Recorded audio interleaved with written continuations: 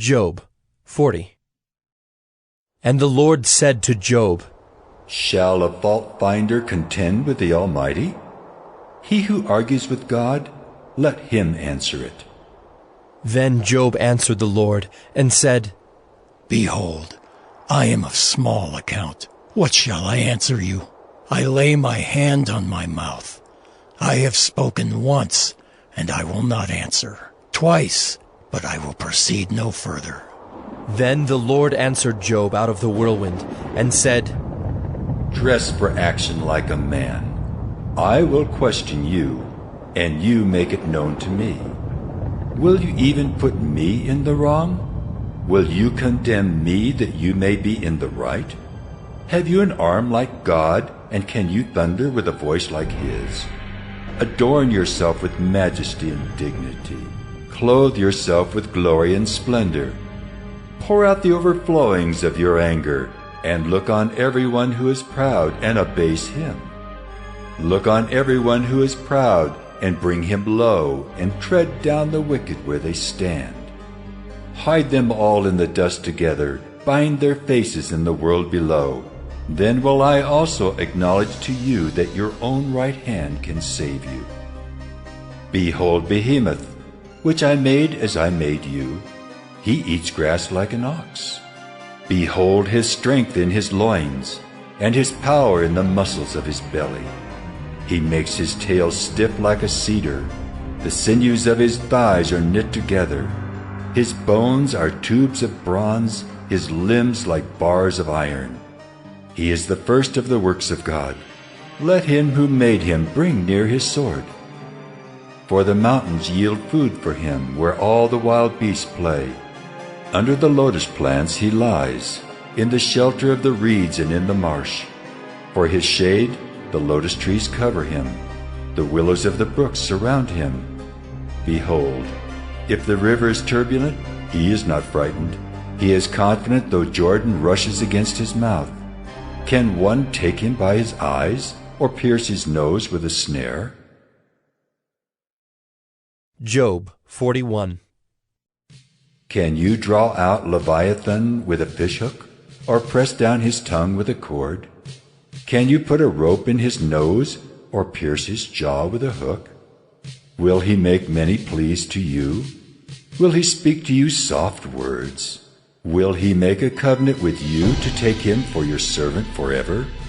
Will you play with him as with a bird? Or will you put him on a leash for your girls? Will traders bargain over him? Will they divide him up among the merchants? Can you fill his skin with harpoons, or his head with fishing spears? Lay your hands on him. Remember the battle. You will not do it again. Behold, the hope of a man is false. He is laid low even at the sight of him. No one is so fierce that he dares to stir him up. Who then is he who can stand before me? Who has first given to me that I should repay him? Whatever is under the whole heaven is mine. I will not keep silence concerning his limbs, or his mighty strength, or his goodly frame. Who can strip off his outer garment? Who would come near him with a bridle? Who can open the doors of his face? Around his teeth is terror. His back is made of rows of shields, shut up closely as with a seal. One is so near to another that no air can come between them. They are joined one to another. They clasp each other and cannot be separated. His sneezings flash forth light, and his eyes are like the eyelids of the dawn. Out of his mouth go flaming torches, sparks of fire leap forth. Out of his nostrils comes forth smoke, as from a boiling pot in burning rushes. His breath kindles coals, and a flame comes forth from his mouth. In his neck abides strength, and terror dances before him. The folds of his flesh stick together, firmly cast on him and immovable. His heart is hard as a stone, hard as the lower millstone. When he raises himself up, the mighty are afraid. At the crashing they are beside themselves. Though the sword reaches him, it does not avail. nor the spear, the dart, or the javelin. He counts iron as straw and bronze as rotten wood. The arrow cannot make him flee. For him sling stones are turned to stubble. Clubs are counted as stubble. He laughs at the rattle of javelins. His underparts are like sharp potsherds. He spreads himself like a threshing sledge on the mire. He makes the deep boil like a pot. He makes the sea like a pot of ointment. Behind him he leaves a shining wake. One would think the deep to be white-haired. On earth there is not his like, a creature without fear. He sees everything that is high. He is king over all the sons of pride. Job 42. Then Job answered the Lord and said, I know that you can do all things, and that no purpose of yours can be thwarted. Who is this that hides counsel without knowledge? Therefore, I have uttered what I did not understand, things too wonderful for me, which I did not know. Hear, and I will speak. I will question you, and you make it known to me. I had heard of you by the hearing of the ear, but now my eye sees you. Therefore, I despise myself, and repent in dust and ashes. After the Lord had spoken these words to Job, the Lord said to Eliphaz the Temanite, My anger burns against you and against your two friends. For you have not spoken of me what is right as my servant Job has. Now therefore take 7 bulls and 7 rams, and go to my servant Job, and offer up a burnt offering for yourselves. And my servant Job shall pray for you, for I will accept his prayer not to deal with you according to your folly.